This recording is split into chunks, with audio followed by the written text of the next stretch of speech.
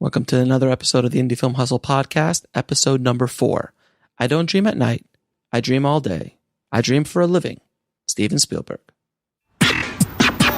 Broadcasting from the back alley in Hollywood, it's the Indie Film Hustle Podcast, where we show you how to survive and thrive as an indie filmmaker in the jungles of the film biz. And here's your host, Alex Ferrari.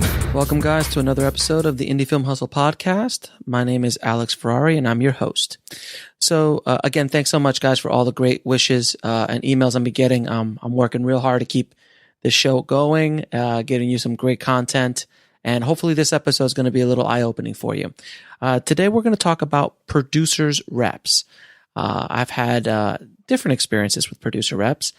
So I'll give you a little bit of example of what a producer rep is. A producer's rep is basically an agent for your film. So let's say you're going to a film festival, let's go to your Sundance, and you have a movie. A producer's rep would actually represent your movie to different bidders and things like that would come across to you. So I have a film at Sundance. Harvey Weinstein wants it. Paramount wants it. Disney wants it. Warner Brothers wants it. And they become a bidding war. Well, your producer's rep will act as the middleman, negotiating deals, talking to you, and basically being your agent. And it's a wonderful job. And they do a great job when you find a good one. Unfortunately, like agents, there are good ones and there are bad ones. And then there's scumbuckets. And I unfortunately had to deal with some scumbuckets in my day. If an agent ever comes to you, this is not a producer rep, an agent ever comes to you and says, I'll be your agent, but I need a retainer. I need you to pay me up front. You would say, go to hell. That's not the way it works. And that would be illegal. Well, for a producer's rep, most reputable producers reps do not ask for any money up front. They do the work like an agent, and they get paid on commission. Many producers reps will ask for a retainer up front. Whether they sell your movie or not, you lose your money. So let me tell you my story. I was a producer on a film a few years back, a documentary, and I was approached by a producer's rep, apparently a well-respected one. I was still kind of wet behind the ears, and I had no idea really what I was doing.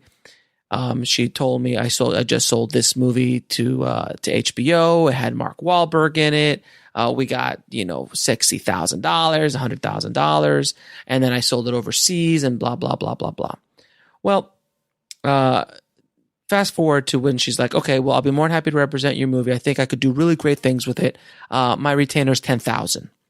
So I talked to the director of the film, and I decided, because I wanted to be the producer and really wanted to give this movie the best shot it could, I paid the $10,000 and as a retainer fee. And needless to say, I did not get my money's worth.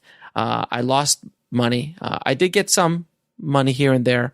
I think the deal that we did get, the director actually finally got us. I'm not sure. I don't remember exactly, but it was for a couple grand, if that. It wasn't anything big.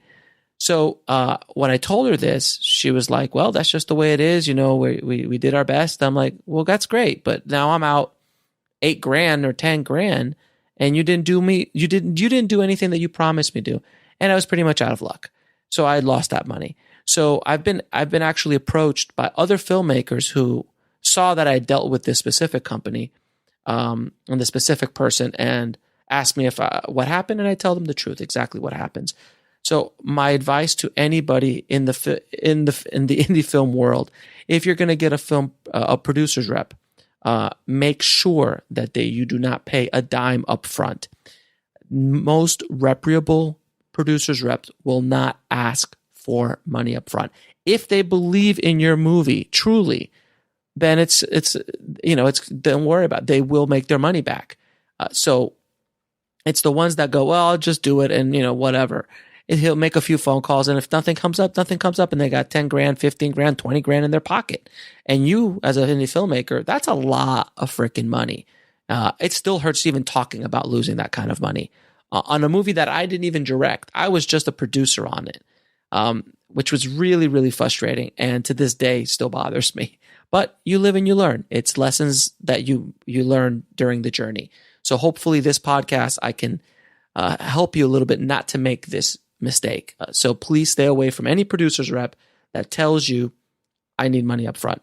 They're generally scammers, or they don't believe in your movie and they're just going to take your money and just kind of throw things away and see what happens. Throw something at the wall and see if what sticks. Now, with that said, though, there are places for good producers reps. So if your movie is going to Sundance, Toronto, Cannes, or Tribeca, you need to put together a team, a PR person or company, your agent, and possibly a high-level producer's rep. They will be putting together a whole premiere for you. They're doing a lot of preparatory work, and this is where a producer's rep is invaluable. They can be tremendously helpful. And if you have to pay a little bit up front, at that point, it's a different ballgame. You have a team around you, and you're not just dealing with a predatory producer's rep who's just trying to steal your money. Because basically, again, once they do take your money, they're just going to shotgun it into with a stack of 30 or 40 other movies that they're representing to Miramax or Lionsgate or any of these places, and your movie will be one of many movies on that pile. So buyer beware when dealing with producers reps. Sometimes they're awesome. Sometimes they're just there to take a sucker's money. So I hope this helped you a little bit. It's a short episode this week, guys. As always, if you want to know the 6 secrets to getting into film festivals for free, head over to filmfestivaltips.com. That's filmfestivaltips.com. I'll show you how I got into over 500 film festivals, international film festivals, for cheap or free over the course of a few years. And please, if you love the show, please go to iTunes, subscribe, leave us a review, and give us a 5-star rating. You have no idea how much that helps us in the rankings of iTunes and helps more people get access to the show. So thanks again, guys, so much for your time. And as always, keep on filming, keep the hustle on, and I'll see you guys next time. Thanks for listening to the Indie Film Hustle podcast at indiefilmhustle.com. That's INDIEFILMHUSTLE.com.